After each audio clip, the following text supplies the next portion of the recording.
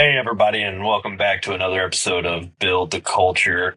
Myself, Seth Harrison, my partner, Thomas Hardy, and our guest, Zach Hurvitz. Hurvitz. Gosh dang it. Hey, why don't you get his name right? Done messed that up. Sorry. It's fine. We mess up a lot on here, Zach. It's all right. Good, fellas. We're here to kill construction with butchering names. Hey, you took my line from me. I like it. Yeah. No, we're here to kill construction with kindness. Yeah. Right, killing Thomas? kindness with construction, like I like to say. Okay. Yep. But it's killing construction with kindness. So Zach is with Hoylu. Both Thomas and I I've played around with Hoylu more than Thomas has, but Thomas is dabbling. Oh yeah, we're getting into it. It's a fun program. So Zach, let's start off. Tell us a little bit about yourself and a little bit about Hoylu. Awesome. Yeah, no, I appreciate you guys having me on. It's a pleasure. I know we've talked a bunch offline about some fun topics, so I'm happy to bring it out to the rest of the world.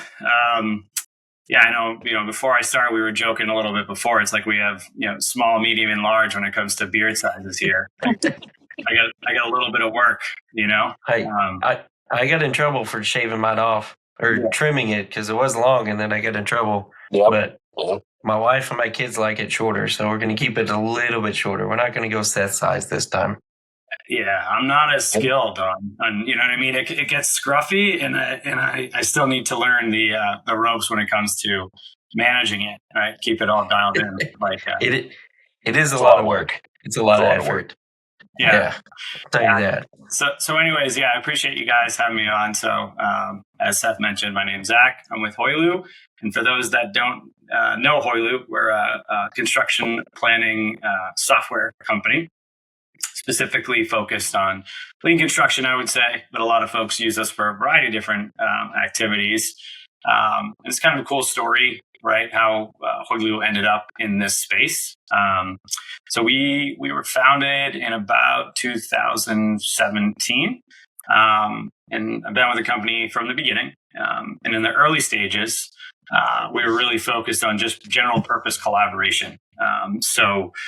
We customers were folks like Procter and Gamble and Shell and FedEx and folks like that. Agile development, a lot of just kind of brainstorming, right? A bunch of different types of use cases. And so we had some really, really cool software, probably the best software I've ever seen for in-person collaboration, right? Like on a whiteboard, physically touching it, that kind of stuff. And so kind of fast forwarding around the pandemic, what we started to see was a lot of our, we started getting a lot of construction companies using the tool because we had this really simple and easy to use sticky note tool called Flow. And so I found it interesting, right? Because why are these guys using us? And so got to talking with some of our customers, and that's when I first, started to learn about pull planning and, this concept of, short interval production planning in construction. And I'm like, well, there's got to be other tools out there that are doing this, right? I mean, why would they just be using a whiteboard without any logic or any kind of structure to it? And there, of course, there are a handful, but what all of our customers told us was, yeah, there's stuff out there, but it's super expensive and, it's tough to use. I can't, and this kind of leads into the discussion a little bit, right? They said that I can't get our subs to use it, right? Like we've got all this functionality, but it doesn't do us any good if it's not collaborative. And so we kept hearing the same story and we're like, well, we're pretty good at, making, software that's easy to use and simple UI and all that fun stuff. So we started to dabble, and then we dabbled a little bit more. And then I'd say probably around 21 is when we decided to really pick up the pace and, transition from a kind of general purpose whiteboarding company into a full-blown construction planning company. So it's been 100 miles an hour since then. So it's been a pretty fun journey. I mean, it's a great program, and it's something that I know Seth introduced to me Years back ago. in 21, 22, somewhere right around that time frame. It's 20, Was it 20? 21. 21. We were on a project together out there, and he introduced it. He kind of showed me kind of the ins and outs then, and I mean, the program has just taken strides since then, and it is a phenomenal product, and I'm got the great opportunity to use it on the project I'm on now. So thank you for that. I mean, it's great. It's something that's easy to use. It's easy for, us superintendents to get involved with. And something you brought up earlier, Zach, is the trade partners. Yeah. It is, technology is something that a lot of people in construction are afraid of. Yeah. They don't want to change. They want to do it the way they've been doing it since they, came out of high school, since they've been in the business.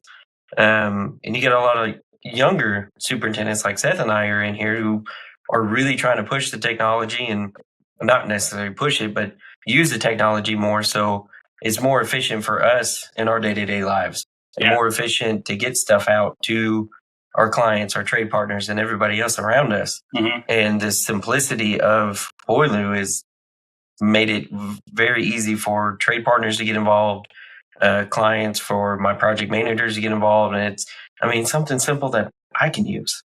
Yeah.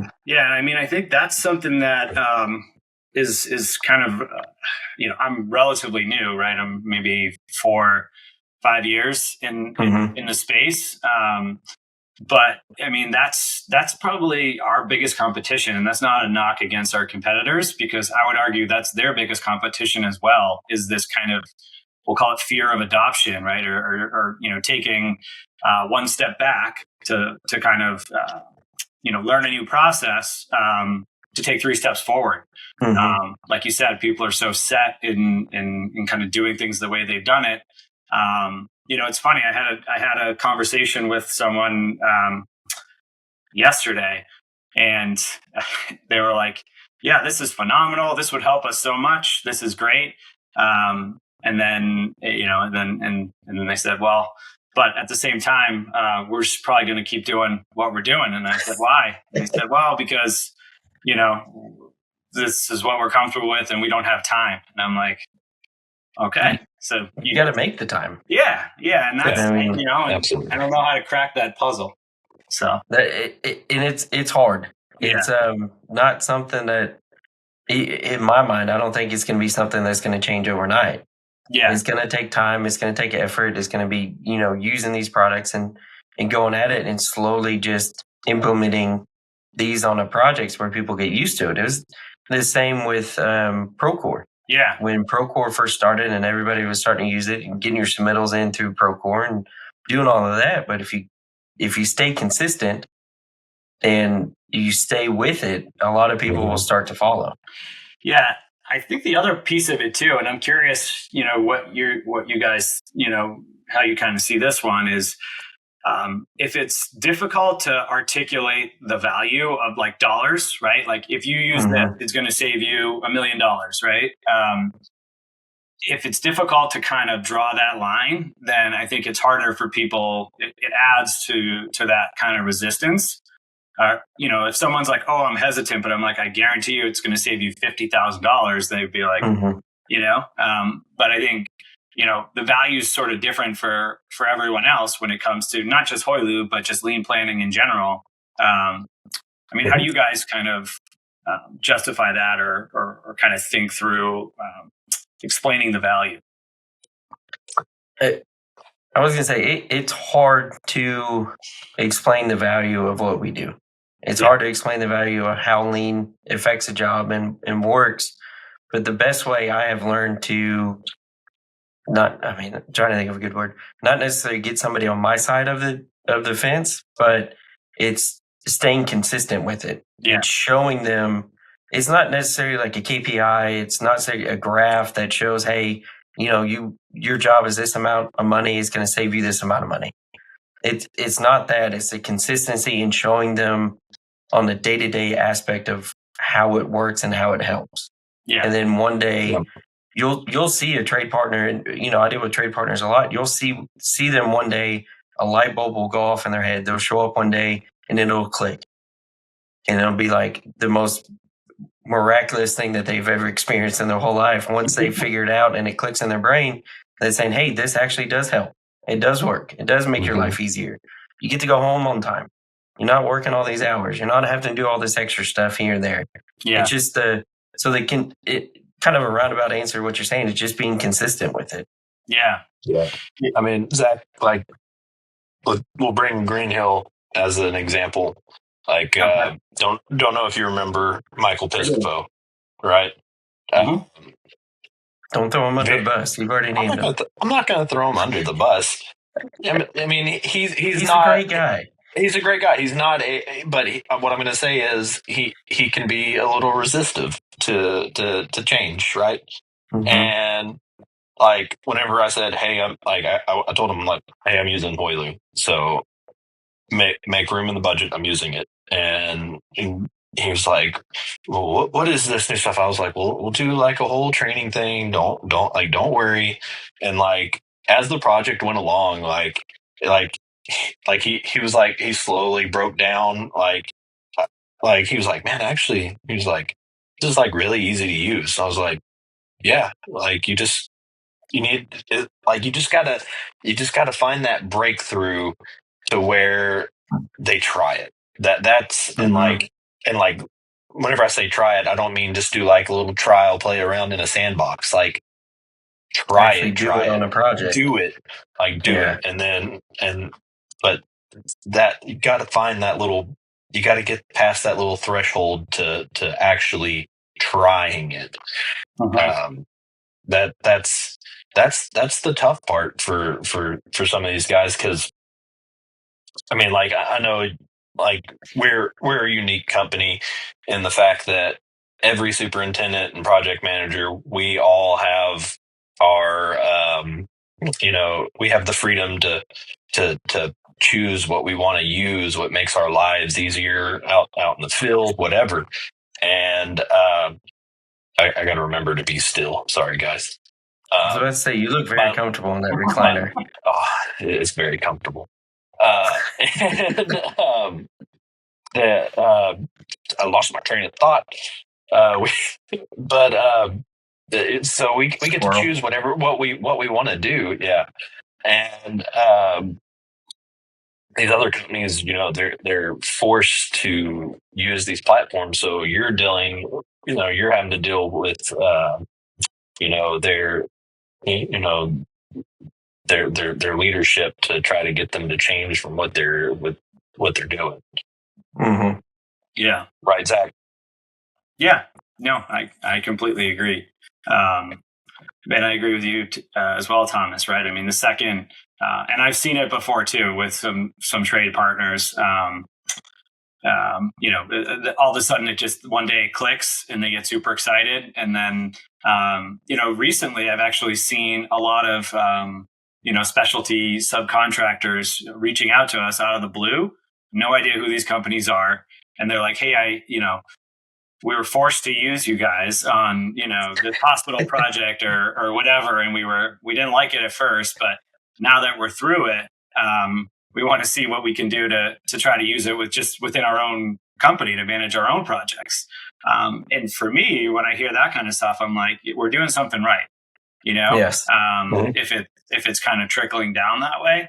And so, I think the other crazy thing, guys, is, I mean, you guys have been part of the lean community for a long time, right? I mean, how many years have each of you been, part of the community, would you say? 10.5 years for me.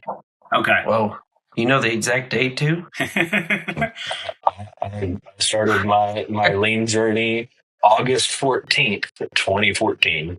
Wow. What was the weather like that day? It was sunny, partly cloudy. Okay. Well, awesome. If it was August, it was probably hot. And hot. Yeah. Anywhere from 98 to 102. Yeah, probably. I mean, I've been doing this for 8 years. Okay. Been officially part of the lean journey about 8 years. All right. So put that in perspective, right? I mean, we'll say 4.5-ish years for me. Mm-hmm. But even to this day, I would say that maybe 65, 70%. And that may be, conservative of the folks I talk to really don't have a process kind of dialed in.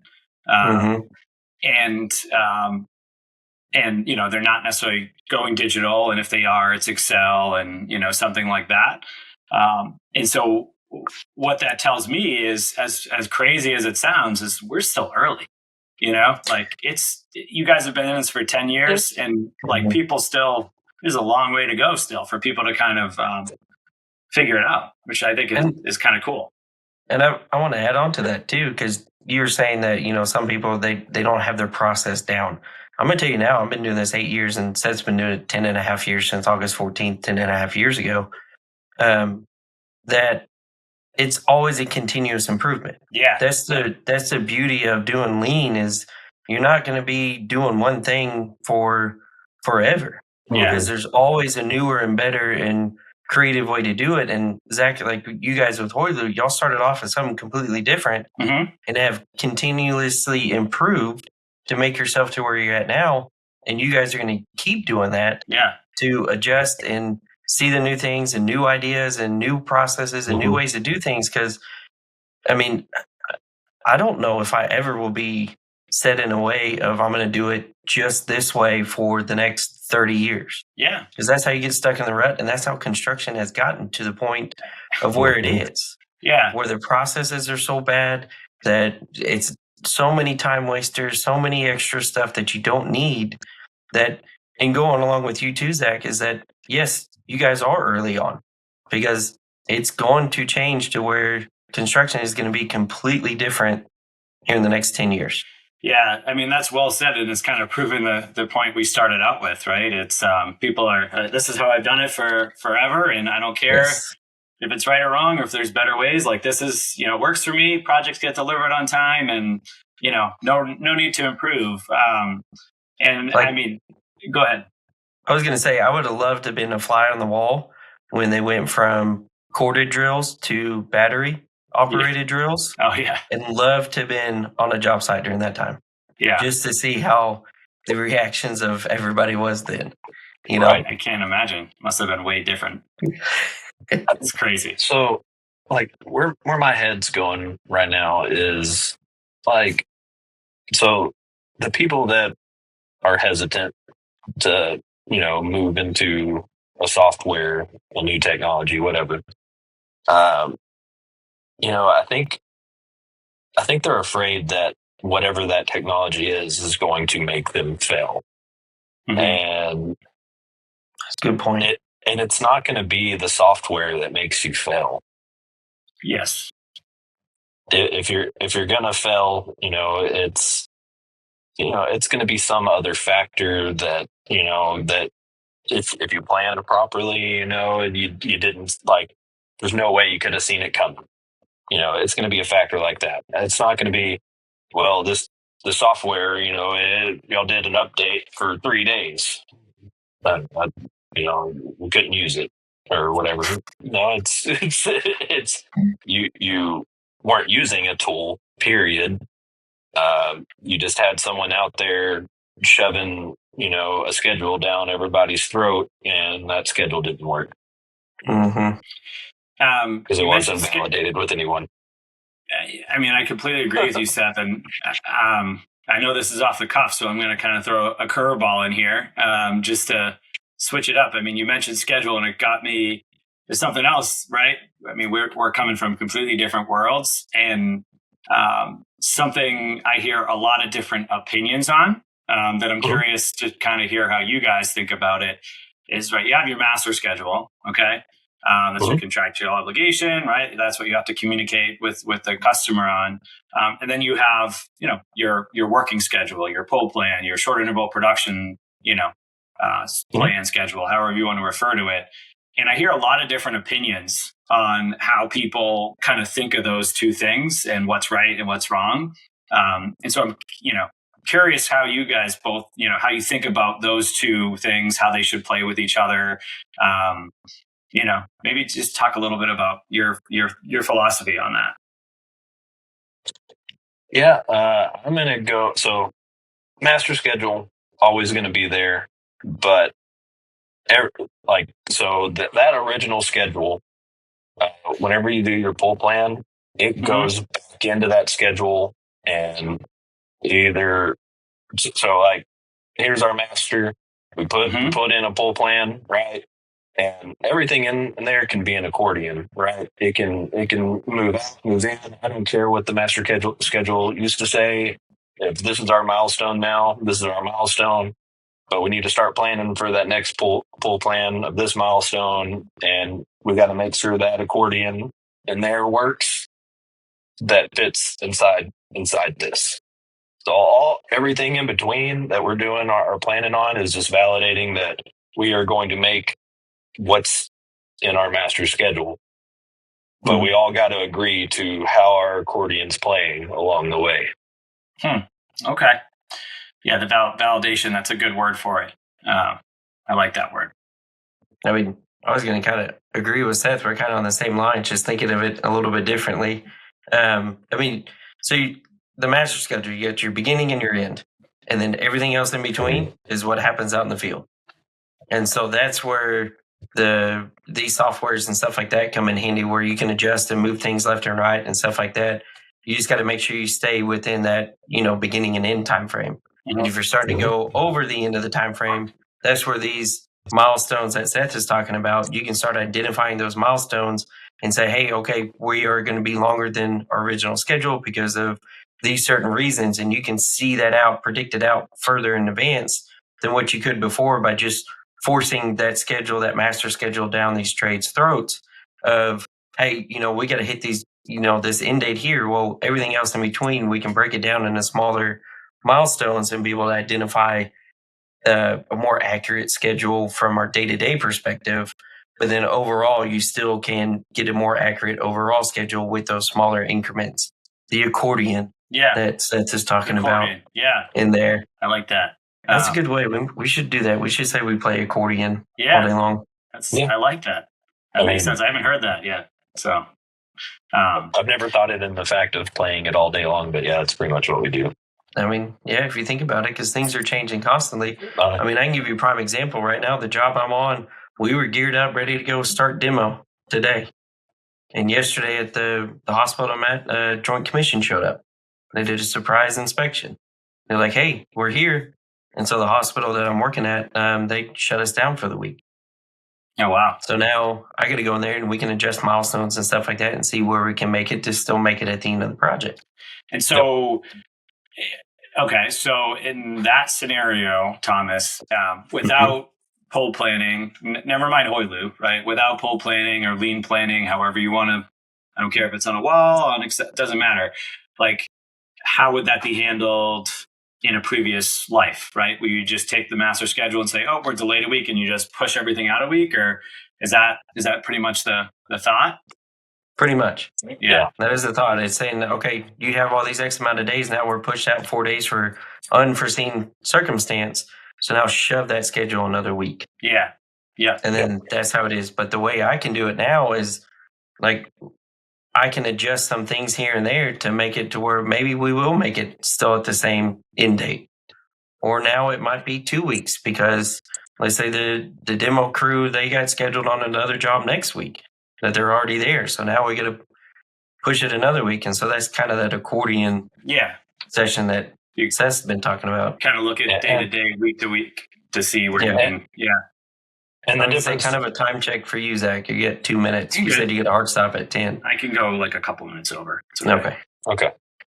So we'll ramble for like 15 minutes about random stuff. So this is fun. Seth, you're going to say something.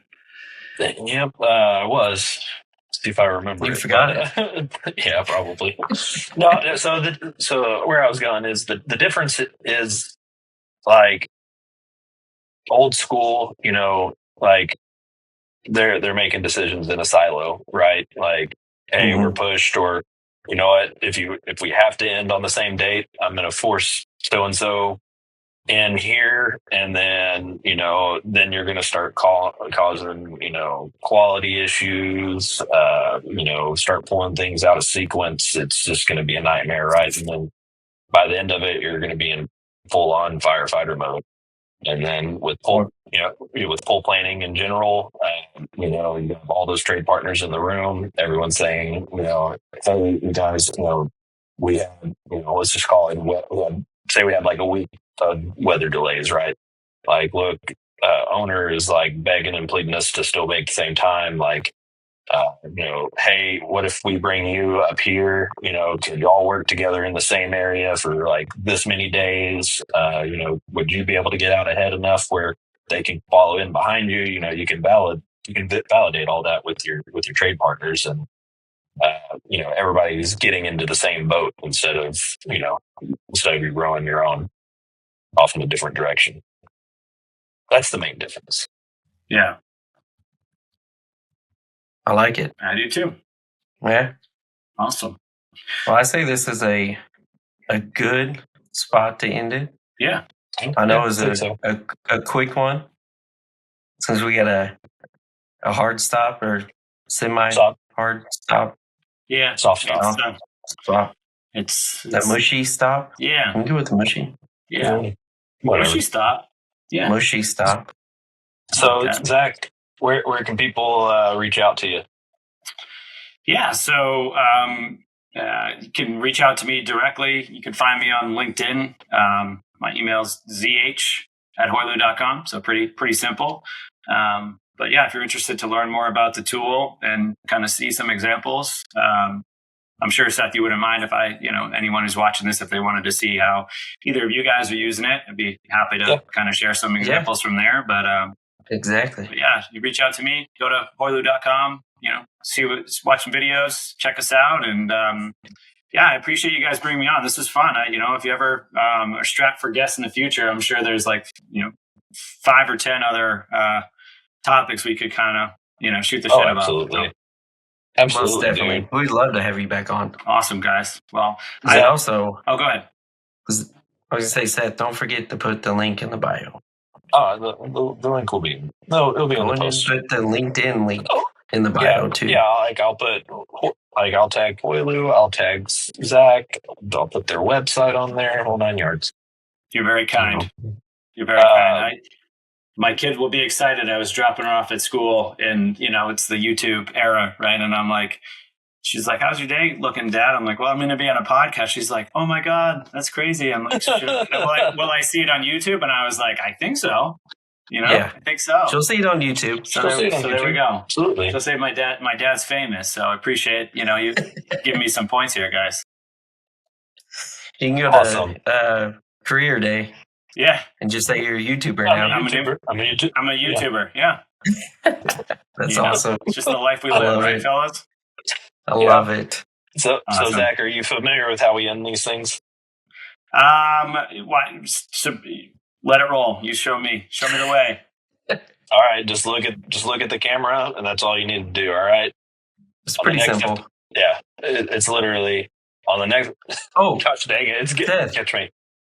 By the way, did you realize this is our 11th episode? We didn't even celebrate the 10th episode, so we should celebrate the 11th. So I think we should congratulations for 11 episodes. Congratulations, guys. Thank you. I think we need to celebrate the 13th because most podcasts fell before their 13th episode, completely, they quit. So, you guys right here on the laptop. I ordered more of those today, so I'm going to send you some. I got you guys. So anytime I visit people and I whip out my laptop to kind of, do a demo, they're like, who are those bearded guys? And I'm like, oh, you got to check them out. So we're repping you guys. Oh, yeah. Hey, I got QR code stickers for you, too. Awesome. So you can put the QR code right below it and scan it, and then it takes you to our website. Yeah. Everything. We got you guys. All right. On the next episode of Build the Culture.